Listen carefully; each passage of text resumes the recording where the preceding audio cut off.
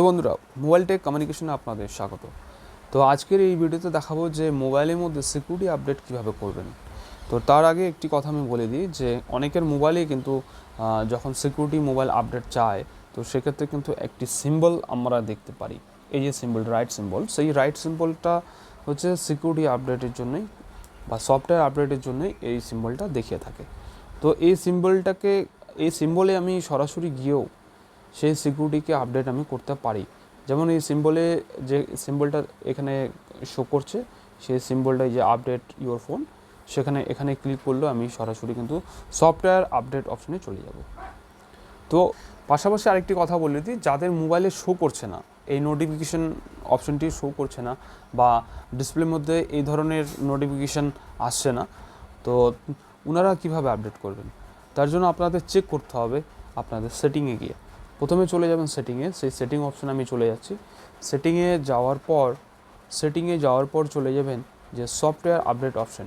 সেই সফটওয়্যার আপডেটে ক্লিক করলে পরে এখানে ডাউনলোড অ্যান্ড ইনস্টল কথাটি থাকবে, সেই ডাউনলোড অ্যান্ড ইনস্টল কথাটিকে আপনারা ক্লিক করবেন। ক্লিক করার পর এখানে একটি পেজ খুলে যাবে। এই পেজের ঠিক নিচে চলে যাবেন, কত এমবির সফটওয়্যার রয়েছে এখানে কিন্তু শো করবে এবং এই ইউআই ভার্সন কি রয়েছে এখানে কিন্তু শো করছে। তো সেখানে ডাউনলোড অপশানে আমি ক্লিক করছি, এই সফটওয়্যারটিকে ডাউনলোড করব। ডাউনলোড অপশানে ক্লিক করার পর এখানে ডাউনলোড স্টার্ট হয়ে গেছে। ইনস্টল হতে প্রায় 5 থেকে 10 মিনিট সময় নিতে পারে, অনেকটা ডিপেন্ড করবে আপনাদের মোবাইলের উপর, সে কতটা সময় নেবে।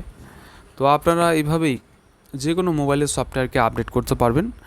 এবং পাশাপাশি আরেকটি কথা বলি, যে মোবাইলের মধ্যে যদি সফটওয়্যার আপডেট চায় আর আপনারা আপডেট করছেন না, এটা দীর্ঘদিন ধরে পেন্ডিংয়ে রয়েছে, তো সেক্ষেত্রে আপনাদের মোবাইলে কিছু প্রবলেম চলে আসতে পারে। যেমন বারবার রিস্টার্ট হয়ে যাওয়া, কোনো অ্যাপকে রান করছেন তো হঠাৎ করে ক্লোজ হয়ে যাওয়া, এই ধরনের যে প্রবলেমগুলি সেটা 99% এই সফটওয়্যার আপডেট থেকেই হয়ে থাকে। তো আজকের ভিডিও আমি এখানেই শেষ করছি। ভিডিওটি কেমন লাগলো, যদি ভালো লাগে অবশ্যই একটি লাইক এবং শেয়ার করতে ভুলবেন না।